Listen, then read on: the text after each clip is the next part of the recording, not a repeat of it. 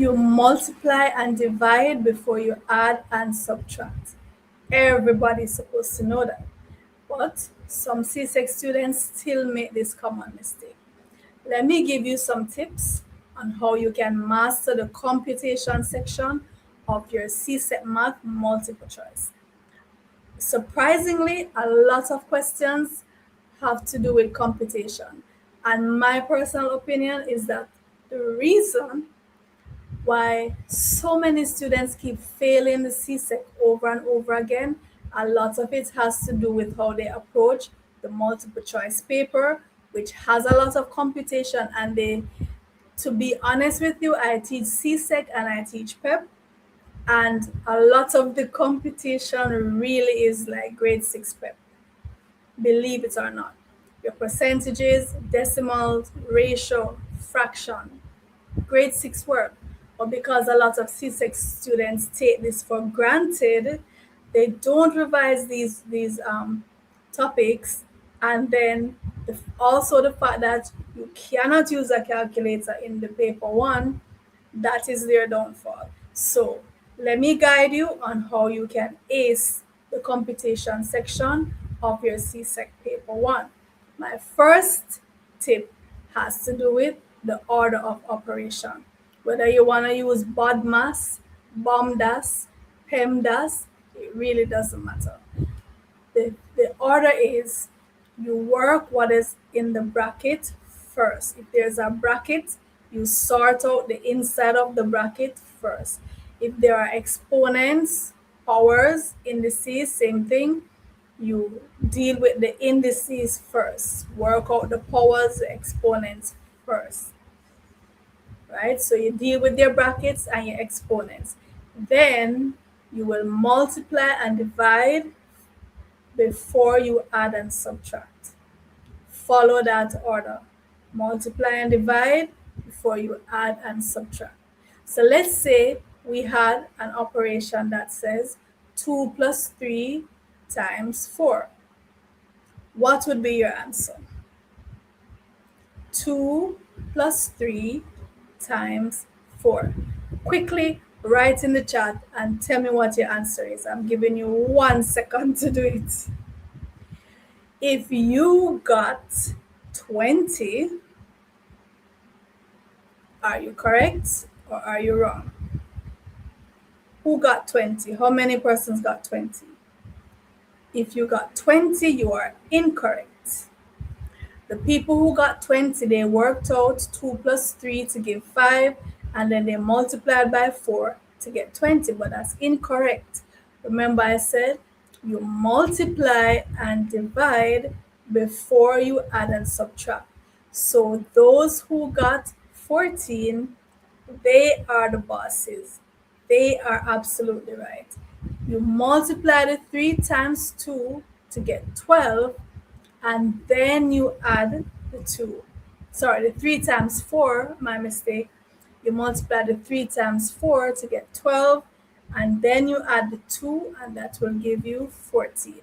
So that is how a lot of students slip and fall because they fail to honor the order of operations. So that's my very first tip for computation. Now, next tip, where it has to do with fractions, where you're adding or subtracting, and the denominators are different. You cannot just add the numerators and add the denominators. Come on now, you're not in grade 1. Don't try that stunt. You have to find the common denominator, the LCM. Okay, you must find the LCM. So a half plus 1/3, the LCM is 6. So when you divide each denominator into the 6 and multiply by the numerator, you're going to end up with 3/6 plus 2/6, which is 5/6. It is not 1 plus 1, 2, 2 plus 3, 5. It's not 2/5. Okay? Don't try those dangerous moves or you will be repeating your CSEC math yet another time. And next tip, when you're multiplying your fractions,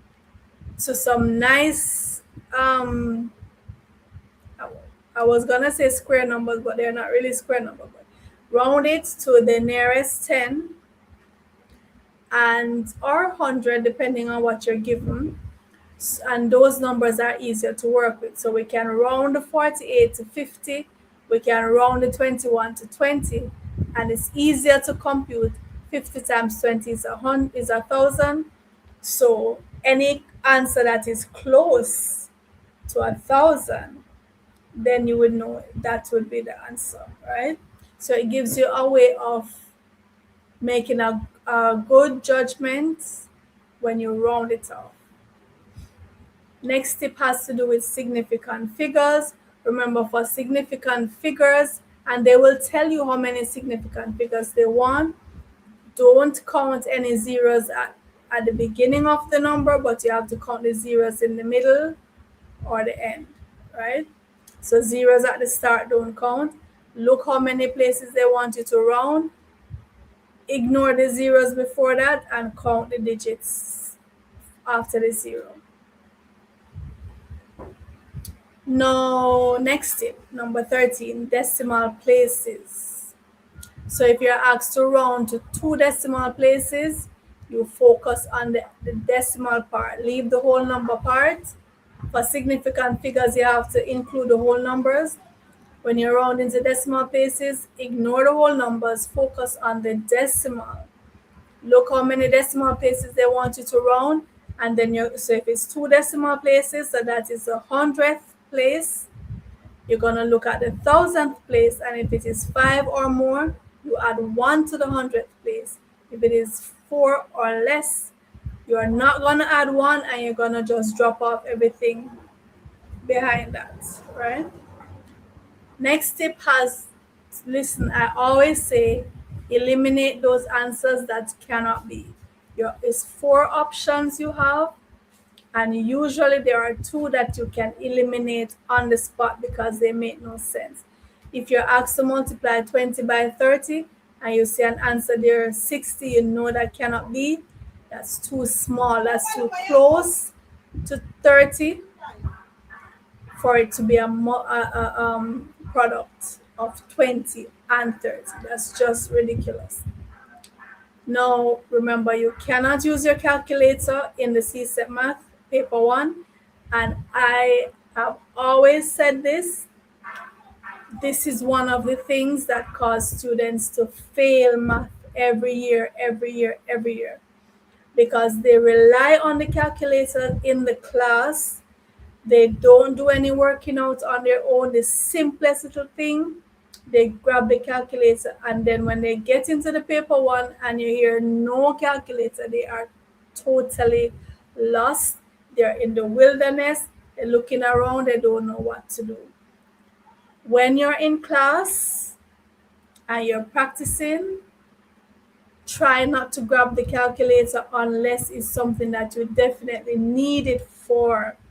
Train your brain to do the mental math and to do the working out from scratch. Because I've seen 6 CSEC students grab a calculator for 10 times 3. Believe me, I'm not exaggerating. Some simple little computation, they do it on the calculator. If you don't use it, you will lose it. Use your brain as much as you can, because when you're not be able to use a calculator, you're going to be absolutely lost. So people ignore the computation. They don't think it's serious. They think it's baby stuff until it's right in front of them to do, and they cannot do it. Okay, so this is a very important part of the paper, and I would encourage you to try and work things out on your own and don't be reliant on the calculator. Okay.